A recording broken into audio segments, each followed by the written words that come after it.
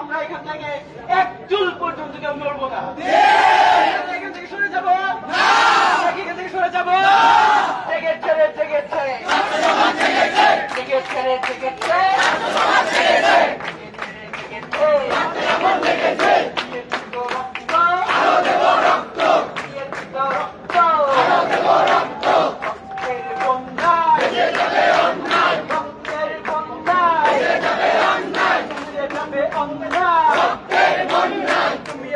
আমিও জানি, তুমিও জানো আমিও জানি, তুমিও জানো আমিও জানি।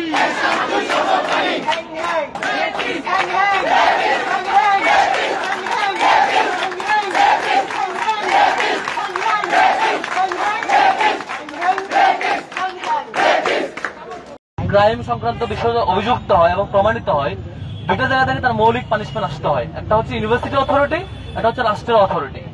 দুইটা জায়গাতে আমরা যথেষ্ট গাফলতি লক্ষ্য করেছি।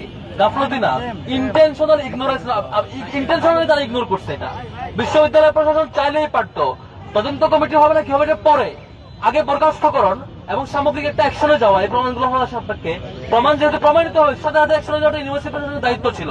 আমরা সন্দেহ করছি সেই ফ্যাকাল্টি, সেই ডিপার্টমেন্ট কিংবা সেই অনুষদের অন্যান্য টিচারকে এই কোরআনে জড়িত কিনা, নয়তো এই ব্যবস্থা কেন হবে? অথচ সেখানকার টিচাররা এগিয়ে এসে সেই সাপোর্টটা আমাদের দেওয়া দরকার ছিল।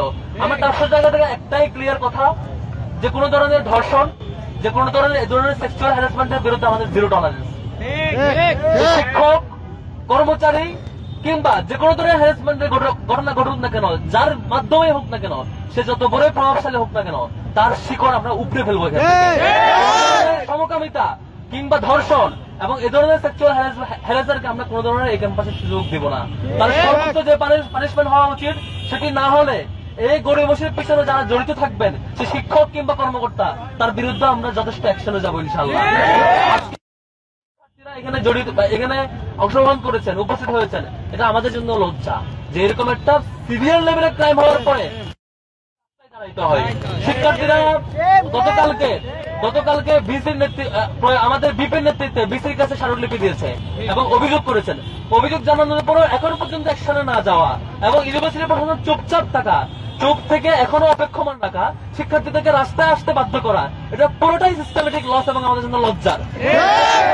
দুঃখ প্রকাশ করা উচিত তার এই গরিমসি এবং অ্যাকশনে না গিয়ে। কারণ আমাদের যে উল্টো এই যে অভিযোগকারী শিক্ষার্থীরা যারা অভিযোগ করেছে সাহস করে, তারা যে স্টিল ট্রমাটাইজ, তারা যে এখনো প্রত্যাশা পায় নাই যে পানিশমেন্ট পাবে কিনা, এই ট্রমাটাইজ হওয়ার এই পিছনে ইউনিভার্সিটি প্রশাসন দায়ী। তাদেরকে শিক্ষার্থীদের সরি বলা উচিত, ইউনিভার্সিটি প্রশাসনের ক্ষমা চাওয়া উচিত এবং বিশ্ববিদ্যালয় প্রশাসনের এখনই পর্যাপ্ত ম্যানেজমেন্ট থাকা উচিত। যখন এই ধরনের কোন শিক্ষার্থী কোন ধরনের হ্যারাসমেন্টের অভিযোগ তুলবে এবং প্রমাণ দিবে, সেটার সাথে যথাযথ পানিশমেন্ট ইমিডিয়েটলি হয়।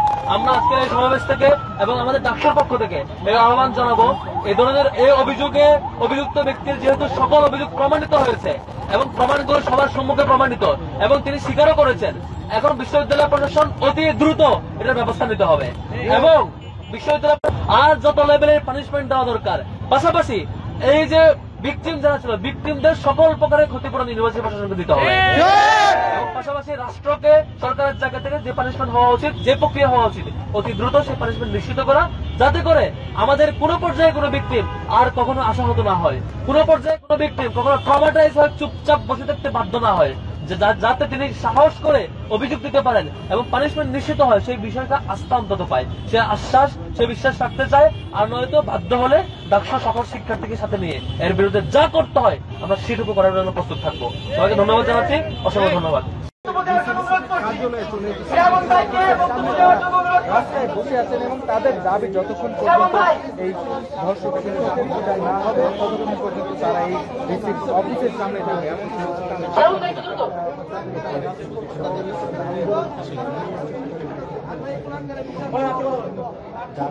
আসসালামু আলাইকুম।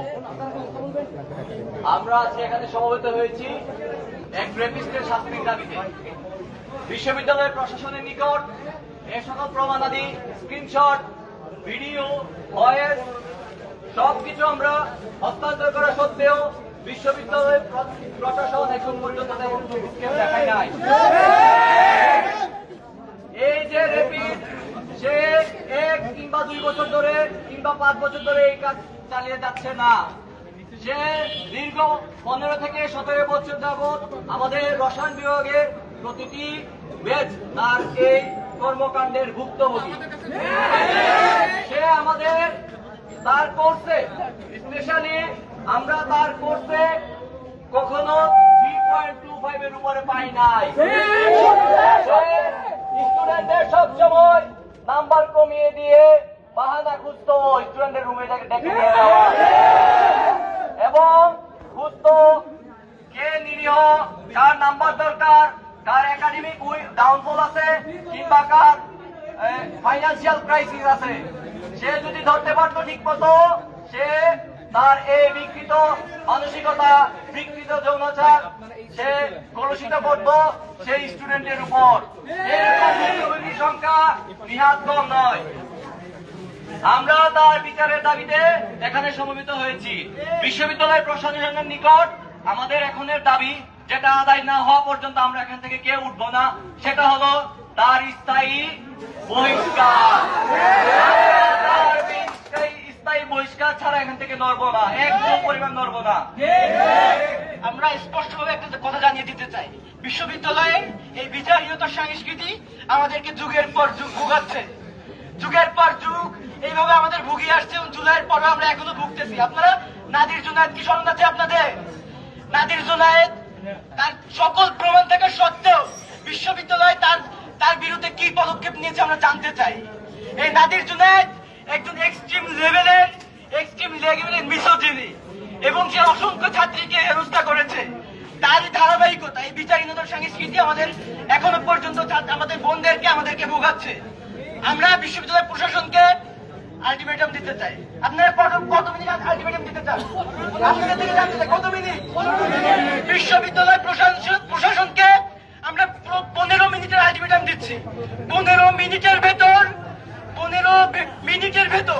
আমাদের এখানে এসে আমাদের দাবি শোনা এবং আমাদের দাবি বাস্তবায়নের জন্য তারা কি কি পদক্ষেপ গ্রহণ করবেন সেই কথাগুলো না বললে আমরা কঠোরতম কর্মসূচি দিতে বাধ্য হব।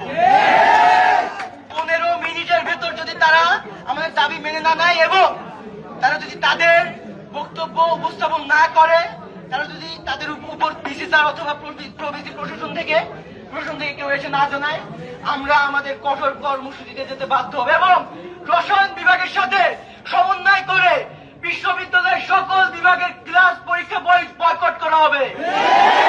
রসায়ন বিভাগের শিক্ষার্থীদের সাথে সমন্বয় করে পুরো ঢাকা বিশ্ববিদ্যালয়কে অচল করে দেওয়া হবে।